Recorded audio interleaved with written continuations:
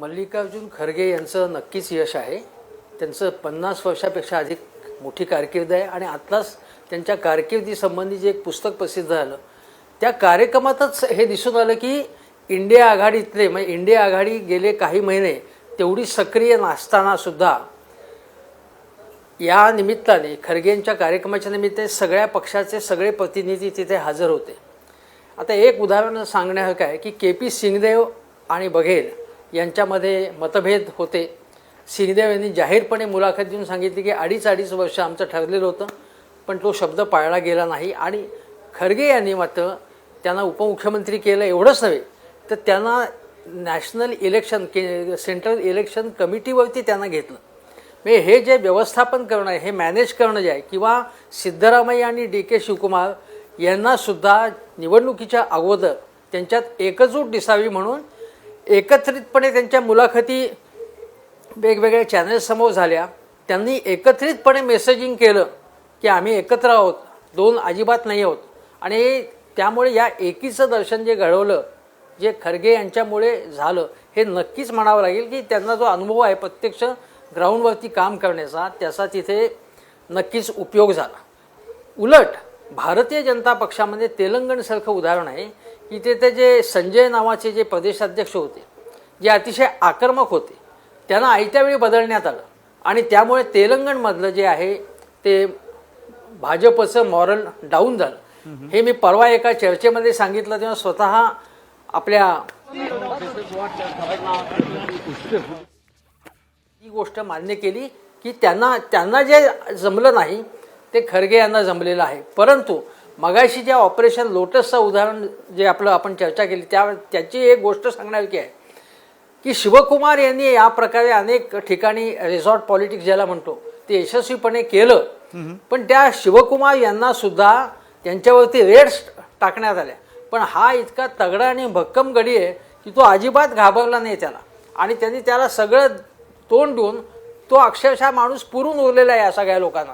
आणि अशी जी खंबीर माणसं असतील ती काँग्रेसला तशा प्रकारच्या नेतृत्वाची अशा प्रकारच्या नेत्यांची गरज आहे. घाबरट बेदरट नेभळट असे नेते आता काँग्रेसला चालणार नाहीत. पण आत्ता जे रिझल्ट येतात त्याच्यावरून मी निष्कर्षात कुठे येत नाही. पण राजस्थान आणि मध्य प्रदेश ही राज्य महत्त्वाची यासाठी आहेत की त्या दोन राज्यांपैकी एका राज्यात तरी काँग्रेसला विजय मिळण्याची आवश्यकता आहे. दोन्ही राज्य जर काँग्रेसने गमावली आणि छत्तीसगड आणि तेलंगण जर काँग्रेसला मिळाली तर तो विजय जो आहे तो एवढा आश्वासक नसेल. त्यामुळे या दोनपैकी एका राज्यात यश मिळवण्यासाठी म्हणजे काँग्रेसला सुद्धा उत्सुकता असेल असं मला वाटतं. मिळवण्याची गरज काँग्रेसला आणि त्या दृष्टीने काँग्रेसने प्रयत्न केलेले आहेत. यश मिळतं की नाही काही वेळातच स्पष्ट होईल. धनंजय शिंदे माझ्यासोबत आपचे प्रवक्ते आहेत, महाराष्ट्र राज्य उपाध्यक्ष सुद्धा आहेत. आप खरं तर या पाचही राज्यांच्या निवडणुकांमध्ये तशी काही फ्लॅशमध्ये असलेली किंवा सक्रिय असलेला पक्ष नाही आहे. पण आप या सगळ्या निवडणुकांकडे कसं बघतंय या दृष्टीने त्यांची मतं महत्त्वाची ठरणार आहेत. धनंजय शिंदे हे सगळं चित्र आपण 4 राज्यातलं पाहताय, तुमची पहिली प्रतिक्रिया? हो, या 5 राज्यांपैकी आम आदमी पक्ष मिझोराममध्ये 4 ठिकाणी, छत्तीसगडमध्ये 53 ठिकाणी, राजस्थान 66, मध्य प्रदेश 66 आणि राजस्थानमध्ये 87 ठिकाणी आपण उमेदवार उभे केलेले. आणि तेलंगणामध्ये आपण निवडणूक लढलो म्हणजे एकही उमेदवार उभा केला नव्हता. ही सगळी प्रक्रिया जर आपण बघितली तर बघा म्हणजे आता सुरुवातीचे जे निकाल असतात हे पोस्टल बॅलेट मधले निकाल असतात.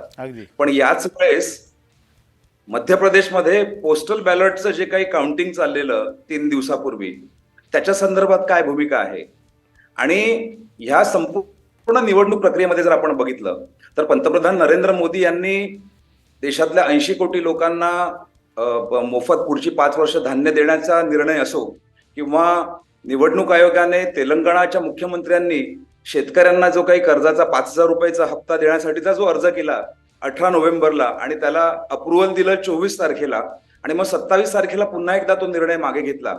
किंवा मध्य प्रदेशच्या शिवराज सिंग चौहान यांनी महिलांसाठीची जी योजना काढली ती पण निवडणुकीच्या काळातच म्हणजे तिची घोषणा करण्यात आली. आणि त्याचबरोबर आम आदमी पक्षाचे नेते आणि दिल्लीचे मुख्यमंत्री अरविंद भाई केजरीवाल असतील किंवा राहुल गांधीजी असतील किंवा प्रियांका गांधीजी असतील यांनी मोदींवरती टीका केली आणि ताबडतोब त्यांना निवडणूक आयोगाकडनं नोटिसेस पाठवण्यात आल्या. म्हणजे ज्या पद्धतीने ईडीचं जे काही एक प्रकारे भारतीय जनता पक्षाची शाखा म्हणून काम करते, आपण बघतोय गेल्या काही वर्षामध्ये, 10 वर्षामध्ये, त्याच पद्धतीने निवडणूक आयोगाला सुद्धा स्वतःचं पटीक बनवायचं.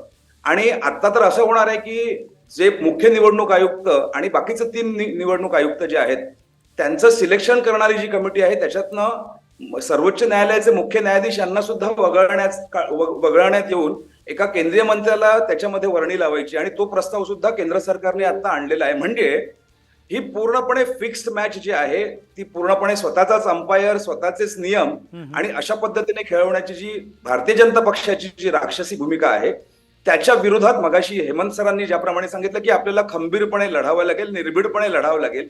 ईडी असो, सीबीआय असो, या सगळ्यांच्या प्रेशर, सगळ्यांना सामोरं जाऊन भारतीय जनता पक्षाला चितपट करावं लागेल. आणि त्या दृष्टीनेच आम आदमी पक्षाने या निवडणुकीमध्ये सहभाग घेतला. आम आदमी पक्षाचे सर्व कार्यकर्ते आणि पदाधिकारी ह्या 4ही राज्यांमध्ये अत्यंत प्रामाणिकपणे त्यांनी मेहनत केली. आणि याच दरम्यान आपल्याला कल्पना आहे की ईडीने दिल्लीचे मुख्यमंत्री अरविंद केजरीवाल यांना एक नोटीस सुद्धा पाठवलेली आहे. अरविंद केजरीवालांना जेलमध्ये टाकण्याचे यांचे जे प्रयत्न आहेत, तर समोरच्या पक्षाला संपूर्णपणे नष्ट करणं, उद्ध्वस्त करणं आणि राक्षसी बहुमताने निवडून येण्याचा प्रयत्न, तो सुद्धा स्वतःच्या मेरिटवरती नाही तर यंत्रणांचा गैरवापर करून सत्तेवर येण्याची ही जी काही आधुनिक हुकुमशाही जी निर्माण झालेली आहे याच्याबद्दल जनतेमध्ये सर्व राज्यांमध्येच प्रचंड प्रमाणात असंतोष आहे.